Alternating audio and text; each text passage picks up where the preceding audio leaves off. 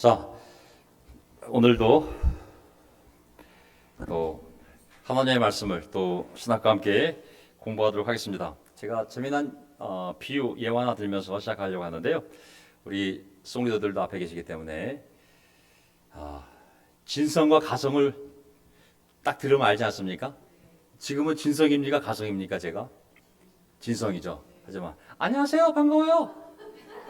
식사하셨어요? 이거 가성 아니겠습니까? 이 성대에 붙어 있으면 진성이 되는 거고 성대랑 떨어지면 가성이 되거든요. 설교할 때 항상 염두에 건 뭐냐면 무엇을 가르치든지 간에 우리가 성경 본문을 떠나면 안 되거든요. 또 복음을 떠나면 안 됩니다. 또 멱성도 있어요. 멱성은 뭐냐면 돼지 멱다는 소리인데요. 안녕하세요, 반가워요. 성대를 쪼여가지고 억지 내는 목소리거든요. 설교가 하나님 말씀을 비틀어서 사람들에게 어떤 행위를 강요하기 위해서 하다 보면은 그게 정말 돼지 멱다는 소리처럼 멱성이 되거든요. 사실 저는 참 조심스러운 내용이지만 어쨌든 우리가 다 부족하지만 또 완전한 설교도 어렵지만 어쨌든 제가 함께 신학적인 부분을 공부하면서 성경 본문에 붙어서 한번 말씀을 나누겠습니다. 오늘 제가 준비한 설교, 연결 안 됐군요. 오늘 저는 구약 입문 두 번째 시간이고요. 지난 주 중에 첫 번째 시간을 보냈고 오늘 두 번째 시간입니다. 오늘 저는 하나님의 말씀, 이 계시와 또 영감에 대해서 말씀을 나눌 겁니다. 계시와 영감, 그 영감이 아닙니다. 하나님의 입김을 불어넣은 그 의미죠. 자, 성경은 하나님이 천지를 창조하시고 인류를 자기의 형상대로 창조하시고, 그렇죠? 천지와 사람을 그들과 무엇을 나누셨다고요? 대화예요, 대화. 그 기록으로부터 하나님에 대한 기록을 창세기 1장에 시작하고 있습니다. 비록 하나님과 인간의 최초의 관계는 인간의 불순종으로 인해서 깨어졌지만, 그리고 하나님의 권위에 대한 이러한 인간의 반역에도 불구하고 하나님은 구약 전체를 통해서 사람과 대화를 계속하시기를 원하시는 분인지 알 수 있습니다. 아멘. 왜 하나님은 계시하는가? 자기를 왜 드러내냐면 내가 창조한 피조물과 대화를 나누시기 때문에 계시를 계속 하시는 거예요. 그래서 하나님께서 자신과 교제를 위해서 백성을 만들었다는 생각이 성경을 통해 내내 하나님 우리에게 알려주시는 거예요. 내가 너희를 창조한 목적, 내가 너희와 교제하기 위해서. 그러니 그 교제를 떠난 인간은 창조의 원 목적을 벗어난 거 아니겠습니까? 이 교제를 유지하기 위해서 하나님은 자신의 의지를, 자기가 누군지, 어떤 뜻이 있는지를 자신의 피조물들에게, 특히 자기 형상을 닮은 인간에게 계속 계시하시고 또 계속적으로 자신의 뜻과 자기 자신을 나타내신다는 것이죠. 그래서 성경 내내, 구약 보면 39권 내내 하나님이 자기 자신과 자신의 뜻을 끊임없이 예언자를 통해 자기 백성에게 나타내는 것이죠. 그리고 비록 그 관계가 깨어져서 대화가 단절되었지만 나는 반드시 이 관계를, 이 교제를, 이 대화를 회복할 거라는 그 소망과 하나님의 강력한 의지가 성경 내내 반복되는 것이죠. 이게 결정적으로 다른 종교와의 이 차이인 것이죠. 창조주인 여호와라 불리는 하나님이 자기가 창조한 그 백성과 대화하기를 원하시고 그리고 그 대화를 계속 유지하기 원하신다는 사실, 이게 정말 놀라운 우리가 믿는 신학의 특징인 것이거든요. 아모스 3장을 보게 되면 하나님 어떤 일을 하실 때 반드시 예언자를 통해 왜, 언제, 어떻게 그 일을 할지 알려주시고 나서 하신다고. 아모스 3장 7절, 참으로 여호와 하나님은 당신의 비밀을, 하나님의 비밀을 그분의 종 예언자들에게 미리 알리지 않고서는 어떤 일도 하지 않으신다. 북이스라엘을 심판하려고 할 때 아모스라는 예언자를 하나님이 사용하실 때, 아모스는 예수님 오시기 전에 약 750년 전에 북이스라엘 향하여 외쳤던 예언자입니다. 하나님은 반드시 11절 보세요. 나 주 하나님이 선고한다. 전부 알려주시잖아요. 13절, 이 말을 듣고서 야곱 가문에게 전하여라. 나 주 하나님, 만군의 하나님이 하는 말이다. 계속 끊임없이 자식 같은 백성들에게 말씀하시는 분이 하나님임을 알 수가 있습니다. 제가 이제 딸이 이제 중학교 1학년이잖아요. 야, 정말 그 부모 입장에서 계속 그 자녀에게 말을 하려고 하지만 자식은 귀찮다고 계속 듣지 않으려고 하거든요, 사실. 그럴수록 저는 말 한마디라도 더 하려고 눈치 보면서 정말 아양 떨면서 정말 말 붙입니다. 기분 상하지 않게 또 잘 얘기해야 되잖아요. 하나님 관계가 똑같은 것 같아요. 하나님은 어떻게 해서든 우리랑 소통하기를 원하시고 우리는 어떻게 해서든 듣고 싶지 않고 저하고 자식하고도 똑같은 관계가 생각이 들었거든요. 정말 딸의 모습을 보면 저의 모습을 보는 것 같습니다. 자, 하나님의 계시, 하나님의 계시. 계시라는 단어는 어떤 것을 나타내거나 감춘 것을 들추어내는 동작, 아니면 이미 나타내어졌거나 들추어내어진 대상을 계시라고 하죠. 그래서 하나님께서 자신의 뜻을 나타내실 때, 감췄던 것을 이렇게 보여주실 때 인간과 소통하기 위해서 사용하는 수단들이 있는데 그것은 바로 하나님이 보여주신 환상, 또 하나님이 보여준 꿈, 우리가 꾸는 개꿈 말고요. 하나님이 하신 말씀, 직접 말씀으로, 또 하나님이 하신 행동 속에서 꿈이 아니라 말이 아니라 직접 행동으로 말미암아 하나님이 자기 자신을 사람들에게 드러내신 거거든요. 그래서 우리가 역사적으로 벌어진 일들도 이것이 하나님이 하신 일임을 알려면 하나님께서 미리 우리에게 알려주시는 거예요. 말로 내가 언제 그런 일을 할 것이다, 잘 봐라 하고 그 일이 딱 벌어지고 난 다음에 하나님이 또 알려줍니다. 내가 한 거 봤어? 그래야 우리가 이것이 하나님이 우리에게 하신 일이구나 라는 것을 알 수가 있거든요. 그래서 하나님이 행위로 자신의 뜻을 드러내면 행위 계시, 그리고 말씀으로 자신을 드러내면 말씀 계시라고 하거든요. 예를 들면 출애굽도 하나님의 엄청난 하나님의 계시적인 행위인 것이죠. 왜? 하나님이 자기를 다 드러내신 거거든요. 그 자기 백성을 이집트에서 탈출시킴으로 말미암아. 그래서 그 배경을 먼저 설명드리면 역사상의 사건들을 통해서 눈으로 보고 일단 시간과 공간 안에서 벌어진 일을 눈으로 봐야 돼요. 그리고 하나님의 말씀을 통해서 이 일이 이렇게 해서 일어난 거구나 하고 우리가 이해할 수 있는 것입니다. 하나님의 말씀이 있어야 되는 것이죠. 하나님께서 그것들을 미리 설명해 주시거나 그 일이 벌어진 다음에 설명해 주시지 않으면 사람들은 그 사건의 정확한 의미를 모르는 것이죠. 저절로 일어났나? 왕이 했나? 저 사람이 했나? 왜 그런 거지? 그냥 정치적으로 자연적으로 일어난 일이라고 생각하는 것이죠. 예를 들면 출애굽을 보겠습니다. 출애굽은 하나님의 커다란 계시적인 행위인 것이죠. 그리고 동시에 이와 병행하여 그 순간순간마다 하나님의 계시의 말씀이 있었죠. 출애굽하기 전에도 하나님이 그 계시로 알려주었고, 출애굽 사건 내내 왜 일이 벌어지는지 설명해 주었고, 출애굽 사건이 다 완성된 다음에도 그 일이 누구에 의해서 일어난 건지를 분명히 계시해 주셨거든요. 그래서 말씀을 보게 되면 자 보세요. 출애굽하기 전에 벌써 이렇게 계시합니다.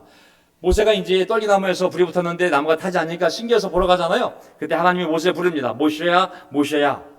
모세가 대답하죠. 예, 제가 여기 있습니다. 직접 하나님이 자기를 드러내잖아요. 하나님이 내가 너희 조상의 하나님이라고, 아브라함, 이삭, 야곱의 하나님이다. 그러면서 뭐라고 그랬어요? 주님께서 다시 말씀하셨다. 나는 이집트에 있는 나의 백성이 고통받는 것을 똑똑히 보았고 또 억압 때문에 괴로워서 부르짖는 소리를 들었고 그러므로 나는 그들의 고통을 분명히 알고 있다. 하나님이 말씀으로 직접 계시하는 거잖아요. 내 백성의 고통을 내 눈으로 보았고 내 귀로 들었고 내 마음이 그들의 고통을 분명히 알고 있다고. 하나님이 다 보고 듣고 알고 계십니다. 아멘.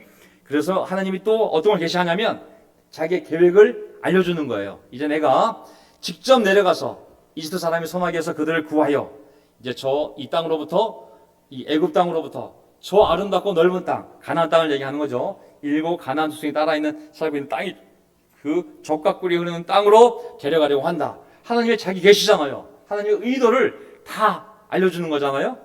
그래서 나는 너를 바로에게 보내어 나의 백성 이스라엘 자손을 이집트에서 이끌어내게 하겠다. 그러면서 이제 이렇게 미리 계시로 다 알려주었고 이제 10가지 재앙이 일어날 때마다 하나님이 다 설명해 줍니다.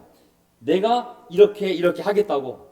그리고 나서 그 모든 기적이 일어나고 난 다음에 이게 보세요. 다음에 어떤 말씀 하십니까? 이 모든 말씀은 하나님이 하신 말씀이다. 나는 너희를 이집트 땅 종살이하던 집에서 이끌어낸 주 너희의 하나님이다. 잊지 말아라. 내가 한 거라고. 너희들이 봤던 것은 그냥 운이 좋아서 바로가 멍청해서 일어난 일이 아니라 내가 의도적으로 다 드러난 일들이라고 설명해 주시는 거예요. 그래 우리는 정확히 아는 거예요. 역사적으로 벌어진 일들에 대해서 이게 뭐 미국이 잘한 건지 러시아가 못한 건지 아시리아가 강해서 침략한 건지 아니면 바벨론이 커서 이스라엘이 이긴 것인지 모르잖아요. 근데 말씀으로 그거는 내가 아시리아를 통해서 내 백성을 심판한 거야. 그때 우리가 올바로 이해하는 거죠. 아, 이거는 아시리아의 군사력이 아니라 하나님의 계획으로 이렇게 된 거구나.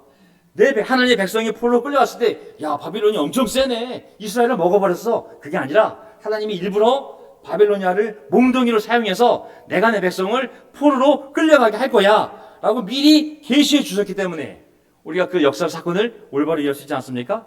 그들이 70년대 돌아왔을 때도 페르시아 왕 고레스가 마음이 착해가지고 돌려보내거나 그게 아니라 이미 하나님의 계시로 내가 고레스를 세워서 이사야에서 보면 내 종 고레스를 세워서 내 백성을 때가 되면 돌아가게 할 거라고 이런 계시의 말씀이 있을 때 우리는 역사적인 사건도 올바로 이해할 수 있다는 것이죠. 말씀을 올바로 할 때 지난 2000년 이 땅에서 벌어진 기독교 역사도 우리가 올바로 할 수가 있습니다. 그래서 하나님의 계시를 받은 자들은 그것을 반드시 준수해야 되고 그 계시로부터 가르침을 받아야 하고 그 계시에 대하여 반응을 해야 돼요. 계시를 듣고 좋은 말씀이네 하고 가면 안 됩니다. 그 계시를 듣고 반응을 해야 되는데 그 반응이 뭐냐면 믿음과 순종이에요. 그 믿음과 순종을 통해 계시가 열매를 맺는 거거든요. 우리도 신약 말씀의 계시를 통해 성경 공부를 통해서 그 계시의 말씀을 다 공부하고 그 계시에 대해서 가르침을 받고 그 계시에 반응을 해서 예수 그리스도를 믿고 순종해서 세례라는 선한 삶이라는 열매를 맺지 않았습니까?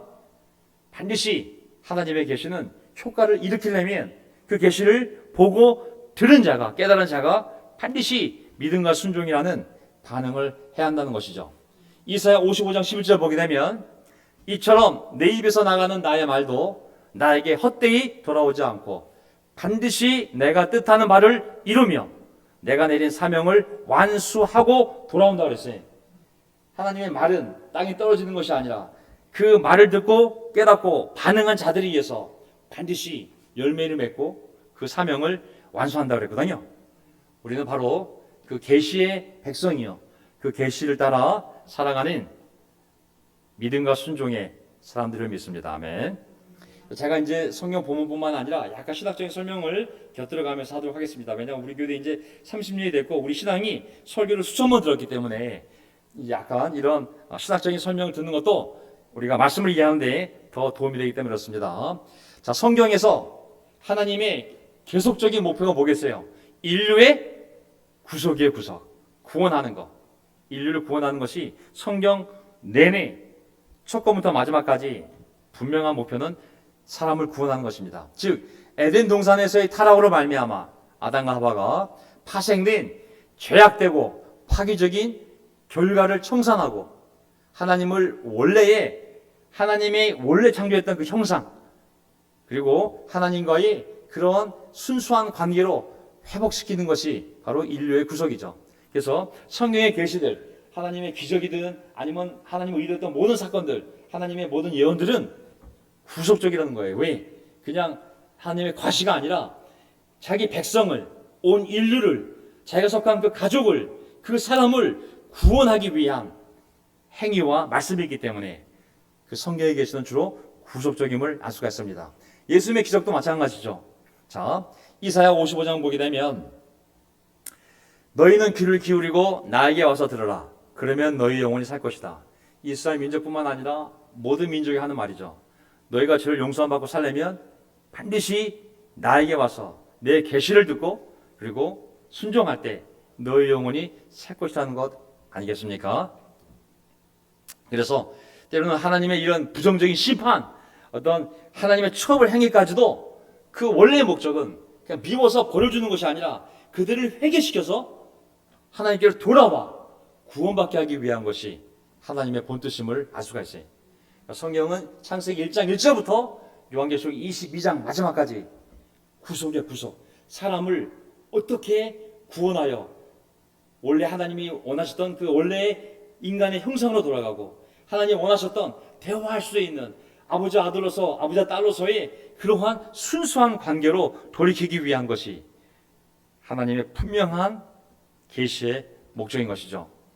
그래서 시간이 없으니까 저는 성경을 보게 되면 이스라엘 민족을 향한 구속뿐만이 아니라 결국은 하나님의 마음속에는 아담이 죄를 지었을 때부터 그 후손들이 죄를 짓고 죄가 온 세상에 퍼졌을 때 그때부터 어떻게 내가 한 사람을 택하고 한 민족을 택하고 그 민족을 통하여 결국 내가 창조한 모든 인간들을 다 나에게 돌아오게 할 것인가 라는 생각이 하나님의 머릿속에는 항상 들어있는 것이죠. 그래서 선민의식이라는 것은 어리석은 겁니다. 왜냐하면 하나님의 생각은 모든 사람, 모든 민족을 위한 것이지 어떤 한 교회, 한 운동, 어떤 한 민족, 한 국가만을 위한 것이 절대 아니거든요. 이거 참 사실 나누고 싶은 구절들이 많은데 참 시간상 어떨지 모르겠습니다. 자, 하나님 마음 결국은 뭐겠어요? 반복되는 이사야서 보면 계속 반복되는 게 뭐냐면 이사야 25장 7절 주님께서 이 산에서 모든 백성에 걸친 수위를 찢어서 벗기시고 시온산에서 하나님의 말씀이 선포되는 진리의 말씀이 선포되는 인류가 어떻게 구속받을 수 있는지 그 계시가 선포되는 그 시온산 예루살렘에서 결국 모든 민족이 입은 수위를 벗겨서 없애질 것이다. 그건 뭐겠어요? 그들을 고통스럽게 하는 모든 죄악들, 그 죄악의 그 무서운 짐들을 다 벗겨버리실 거라고. 이사야 60장 18절 맨 마지막 이사야 60장 맨 마지막 장이잖아요. 내가 그들의 일과 생각을 알기에 언어가 다른 모든 민족을 모을 때가 올 것이니 그들이 와서 나의 영광을 볼 것이다.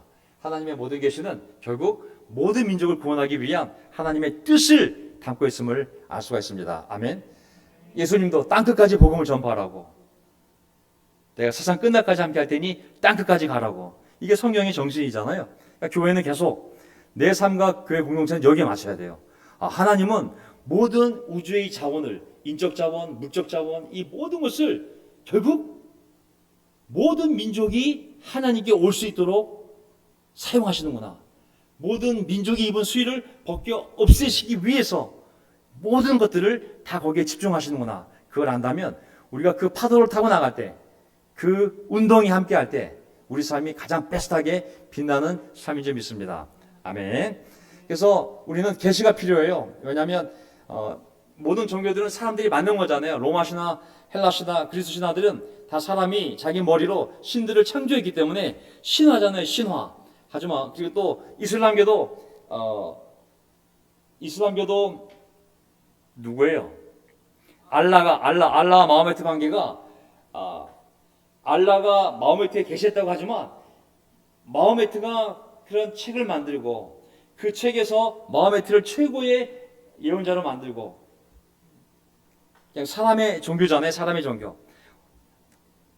네, 우리의 신앙은 철저하게 계시 신앙이에요. 우리가 하나님을 논리적으로 유추하거나 상상해서 만들어가는 것이 아니라 철저하게 하나님이 자기를 드러낸 것만 우리가 알 수가 있는 거거든요. 그래서 하나님은 계속 우리에게 계시를 하심을 알 수가 있어요. 그래야 우리가 그분을 알 수가 있는 거거든요. 또 계시가 분명해야 돼요. 왜냐하면 계시가 분명하지 않으면 우리 존재가 워낙 타락한 본성이고 또 너무나 이 바쁜 세상 속에서 이 죄의 종로를 타며 반역적인 성품이 있기 때문에 하나님이 분명히 계속 계시를 보여주지 않으면 우리가 그것을 보고 듣고 이해할 수 없는 존재거든요. 그래서 하나님이 성경책으로 아싸리 그 모든 계시를 모아두신 줄 믿습니다. 아멘. 아이고야, 참 이거 아는 개념들이지만 참 하나님은 창조를 통해서 자신을 이미 계시하셨고 또 섭리의 행위를 통해서 자신을 계속 드러내셨죠. 자연을 보면 그 안에 신성이 깃들어 있어서 어느 누구도 그 자연을 보면 양심이 있다면, 이성이 있다면, 사람이라면 신을 느낄 수밖에 없다고 로마서 1장에 나와 있잖아요. 그리고 그것이 만들어져서 끝난 것이 아니라 하나님이 계속 섭리, 거기에 계속 개입해서 자연 법칙을 만들고 우주 질서를 만들고 모든 피조물이 살아갈 수 있도록 계속 운영하시는 것이 섭리잖아요. 그거를 보면 어떤 인간도 바보가 아닌 이상 저건 다 저절로 되는 거야, 저절로 만들어졌고 저절로 굴러가는 거야 라고 생각한다면 그건 정말 어리석은 자죠. 창조와 섭리를 보는 순간 신이 있다, 창조가 있다 라고 할 수밖에 없습니다. 그래서 우리는 자연 계시라고 해요. 자연을 통해 하나님의 계시를 이해할 수 있기 때문에 그걸 자연 계시라고 하고, 특별 계시는 뭐냐면 자연 계시는 그냥 하나님 믿든 않던 사람이라면, 일반적인 사람들이라면 다 느낄 수 있는 것이기 때문에 그런 것을 일반 계시라고 하죠. 일반 계시. 하지만 특별 계시는 하나님이 자연적인 것이 아니라 어떤 특별한 사람을 불러서 특별한 것을 보여주고 알려주었을 때 우리는 그것을 특별 계시라고 하고, 특히 자연을 아무리 연구해도 알 수 없는 것, 사람이 어떻게 죄 용서를 받고 그리고 사람이 어떻게 죽으면 어디를 가는지, 이런 것들을 하나님이 특별히 설명해 주지 않으면 알 수 없는 것들이잖아요. 이런 것들 우리는 특별 계시라고 하고, 특별 계시는 오직 성경을 통해서만 우리가 이해할 수 있는 것이죠. 아멘. 네. 그래서 우리가 여러 가지 이제 하나님의 계시의 방법들이 있는데, 하나님의 궁극적인 계시는 그분의 아들 예수 그리스도의 성육신을 통하여 이루어진 줄 믿습니다. 아멘. 그분의 아들 예수 그리스도를 통하여 정말 하나님의 분명한 뜻이 온 인류에게 다 드러난 거예요. 그래서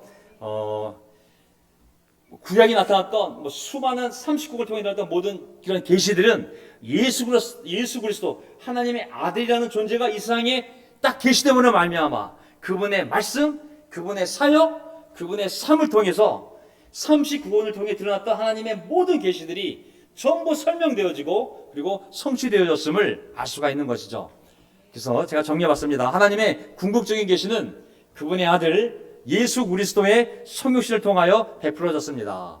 성경의 교리는 이전의 모든 계시가, 하나님의 모든 계시가 예수 그리스도라는 한 존재와 그분의 사역들과 그분의 말씀을 통하여 성취되었다고 말씀하고 있는 것이죠. 예를 들면 예수님 뭐라고 말씀하셨냐면 요한복음 12장 44절, 나를 믿는 사람은 나를 믿는 것이 아니라 나를 보내신 분을 믿는 것이요, 나를 보는 사람은 나를 보내신 분을 보는 것이다. 아멘. 하나님의 계시를 보고 싶어? 하나님 모습 보고 싶어? 하나님의 얼굴이 드러난 걸 보고 싶어? 내 얼굴을 보는 것이 하나님의 얼굴을 보는 것이야. 예수님이 그러셨어요.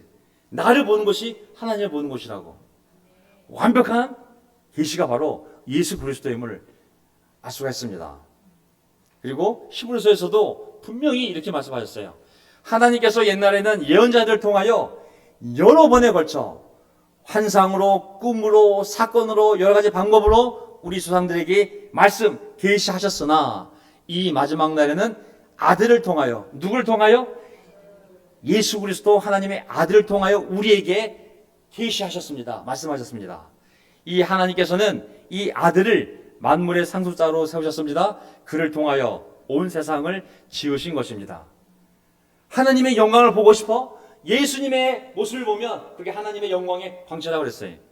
하나님 정말 원래의 모습이 어떤 모습이에요? 너무 보고 싶어요. 예수님의 모습을 보는 것이 하나님의 원래 본체의 모습을 보는 것과 똑같다고 말씀하신 거예요. 하나님의 가장 완벽한 계시 바로 예수 그리스도이신 것이죠. 그래서 이제 예수님 오시기 전까지 계시는 초등학교 1학년, 2학년, 3학년, 4학년 수학이 다 틀리잖아요. 점점 어려워지는 것처럼 하나님의 계시도 한꺼번에 다 보여주는 것이 아니라 우리 인간의 본성의 수준이 낮기 때문에 조금씩 우리 수준에 맞추어서 하나님의 계시가 이루어짐을 알 수가 있습니다. 한 번에 다 그냥 전부 다 한 방에 다 알려주시는 것이 아니라 일련적으로 쭉 하나씩 하나의 계시라고 무슨 말인지 몰라. 그러니까 경험을 알게 되었어. 그러면 거기에 좀 더해서 또 다른 계시를 보여주는 것이죠. 하나님의 계시는 점진적입니다. 아멘. 우리의 신뢰 관계도 한꺼번에 생기지 않잖아요. 조금씩 시간이 지나면서 지식이 더해지면서 우리 알아가는 것처럼 하나님의 계시도 우리 수준에 맞춰서 조금씩 나감을 할 수가 있어요. 저도 이제 시간이 되면 목사들한테도 얘기했지만 다른 목사분들한테도 제가 주일 주일 예배 때 제가 구약에 대한 부분, 신학에 대한 부분, 그 다음에 기독교 역사에 대해서, 역사신학에 대해서, 또 하나는 조직신학에 대해서 정말 제가 설교학과로 얘기했어요. 이제 하나하나. 근데 그게 갑자기 준비된 게 아니라 이미 저는 신학교를 15년 전, 뭐 17년 전 뭐 오래 다녔기 때문에 이미 다 공부를 했고 관련된 내용들 다 정리해놨고 얼마든지 가르칠 수 있는 능력이 그 당시엔 됐지만 이 환경, 서로에 대한 신뢰, 이것을 이 사람들이 가르칠 수 되나? 그런 부분에 대해서 때가 되지 않았다고 생각했기 때문에 하지 못하다가 이제 본격적으로 제가 이제 시작하는 것처럼 하나님의 계시도 점진적으로 상황에 맞춰 수준에 맞춰 나감을 할 수가 있어요. 자, 처음에 아브라함 부를 때 보세요. 아브라함에게 말씀하셨다. 너는 네가 살고 있는 땅과 네가 난 곳과 너의 아버지의 집을 떠나서 내가 보여준 땅으로 가보라. 딱 여기까지 가라고. 나만 믿고 떠나라고. 이게 처음에 아브라함 처음 만났을 때 보여주신 계시예요. 근데 이제 아브라함이 이걸 믿고 어디 갔어요? 가나안 땅에 도착했어요. 정말 진짜 하나님을 믿고 엄청난 용기를 가지고 가족과 조카를 데리고 도착을 한 거예요. 딱 도착하니까 하나님의 계시가 좀 달라져요.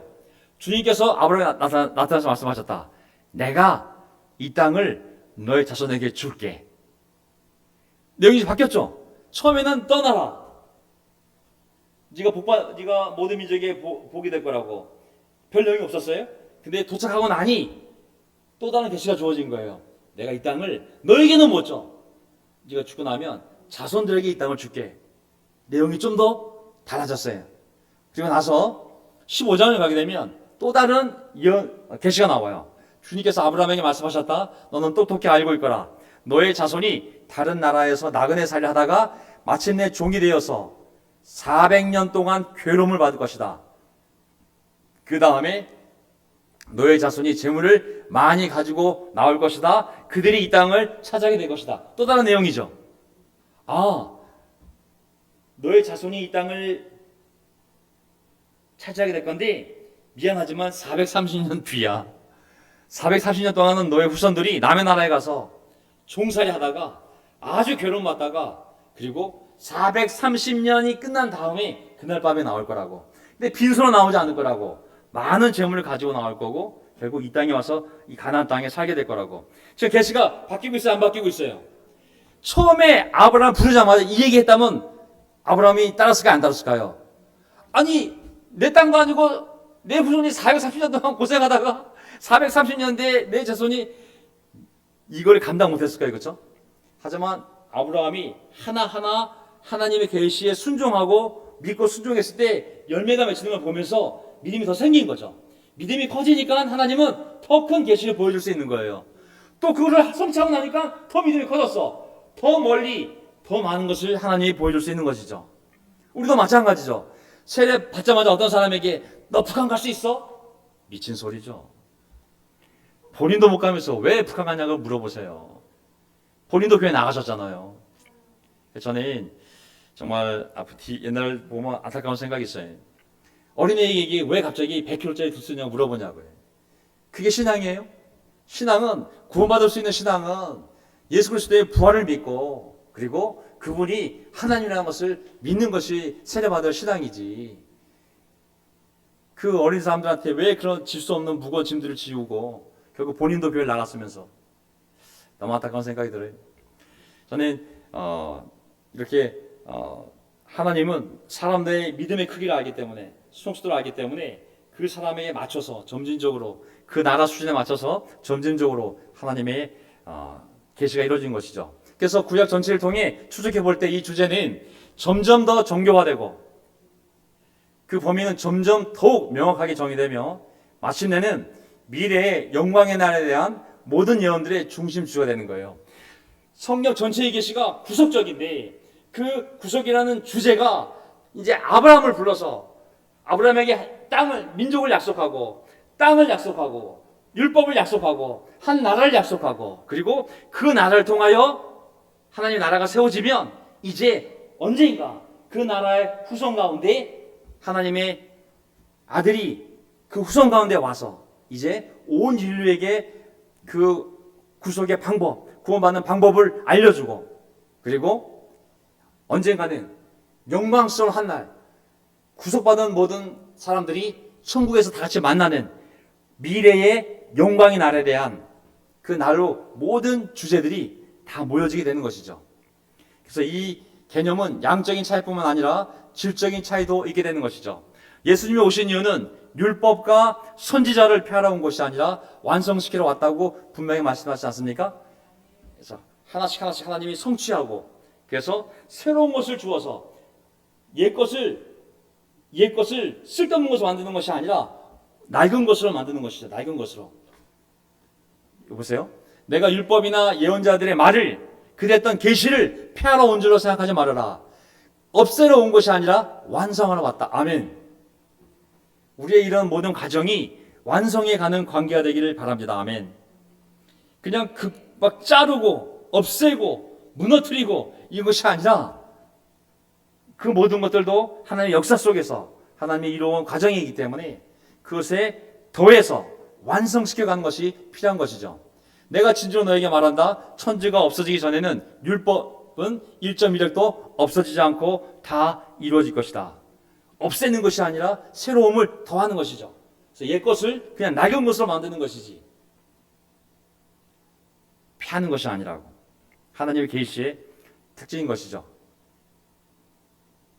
첫 번째 것을, 두 번째 언약, 새 언약이 첫 번째 언약을 낡은 것으로 만든 것 뿐이죠. 저는 오늘 끝내겠습니다. 그래서 저는 하나님에게 계시했을 때 우리가 그 계시에 대한 신뢰와 복종을 요구하시지 않겠습니까? 근데 아무리 하나님이 그 진리를 계시해 주어도 믿음이 없는 사람들, 그의 계시된 말씀에 순종하는데 실패했던 사람들에게는 이 계시는 구속적인 그 사람을 구원하는 목적을 달성하지 못했던 것이죠. 아무리 복음을 전해도 이것이 너를 하나님이 사랑하시기 때문에 구원하려는 하나님의 계시야라고 알려주어도 그걸 받아들이지 않으면 절대 그 사람이 구원받지 못하는 거 아니겠습니까? 그래서 예수 그리스도 안에 드러난 하나님의 계시가 그 목적을 달성하기 위해서는 그에 대한 믿음과 그의 말씀에 대한 순종이 요구되는 것이죠. 그래서 거꾸로 뒤로 갔네. 그래서 이 구절로 오늘 끝내겠습니다. 히브리서 4장 2절. 그들이나 우리나 기쁜 소식을 들은 것은 마찬가지입니다.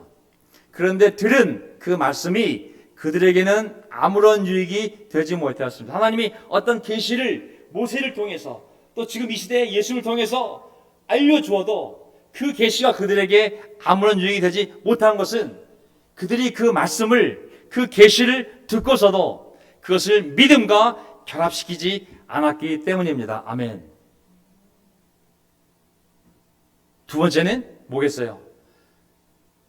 그런데 기쁜 소식을 먼저 들은 그들이 먼저 기쁜 계시를 들었지만 순종하지 않았으므로 들어갈 수 없었습니다. 그 안식의 땅에 광야에서 하나님이 그 적각거리 흐르는 땅에 대한 것을 많이 보여주었잖아요. 정탐꾼이 가서 보기도 하고 말씀으로도 그렇게 알려주었지만 그것을 믿지 않았고 순종하지 않았기 때문에 그 세는 광야에서 다 죽임을 당했잖아요. 죽을 때까지 광야를 38년 반 동안 돌게 만들었잖아요. 하나님의 계시를 믿지 않는 것, 하나님의 계시에 순종하지 않는 것은 이렇게 무서운 대가를 치르게 됐음을 알 수가 있습니다. 저는 하나님에 대한 신뢰, 또 하나님의 말씀에 대한 신뢰, 또 하나님의 말씀의 권위에 대한 신뢰, 정말 이러한 올바른 신뢰 가운데 속에서 믿음과 순종이 함께 어우러져서 그 계시의 열매들이, 말씀의 열매들이 우리 개인의 삶과 교회에 넘치기를 바랍니다. 어떨 때는 마음이 슬플 때가 있어요.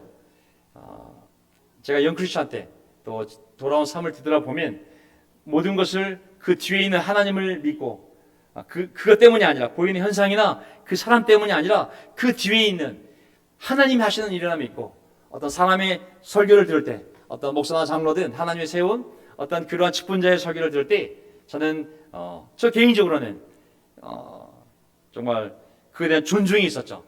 저 사람이 떠드는 것이 아니라 하나님의 영이 설교하는 것은 뭐겠어요? 하나님의 말씀을 풀고 그리고 하나님의 영과 하나님의 능력이 나타나는 것이 설교잖아요. 그렇기 때문에 그런 믿음이 있을 때 그 설교 말씀 중에 어떤 말씀이 내 마음에 클릭이 되고 거기에 대해서 내가 결정하고 회개하고 나아갈 수 있는 힘이 되기도 하고 도주 되기도 했었거든요. 설교는 평가 대상이 아니에요. 얼마 잘하나 보자 한번 평가 대상이 아닌 것이죠.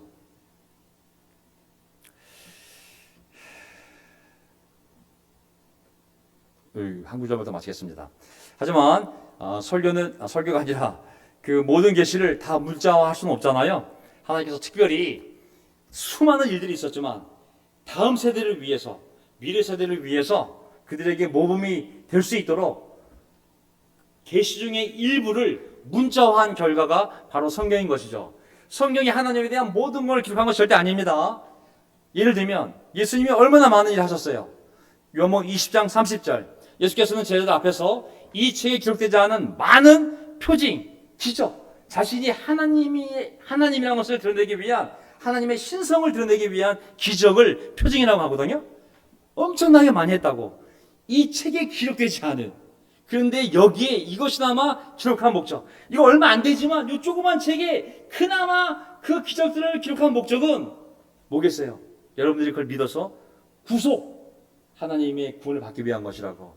21장 25절 요한복음, 예수님께서 하신 일은 이 밖에도 많이 있어서 내가 지금 21장까지 많은 기적을 적어 놓았지만 그것을 낱낱이 기록한다면 이 세상이라도 그 기록한 책들을 다 담아두기에 부족할 것이라고 생각합니다.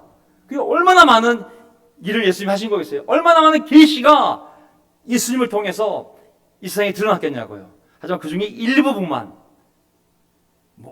모아서 이렇게 내가 책으로 만들었다고 얘기하고 있는 것이죠. 아멘. 오늘 저는 하나님의 계시에 대해서, 또 그 계시의 목적이 사람을 구원하기 위한 구속의 방향으로 간다는 것에 대해서, 그 계시가 인류의 수준에 맞게, 사람의 수준에 맞게 점진적으로, 하지만 결국은 천국에서 하나님의 영광을 보는 그 구속의 완성을 향하여 일련적으로 이루어졌음을 여러분과 나누었습니다.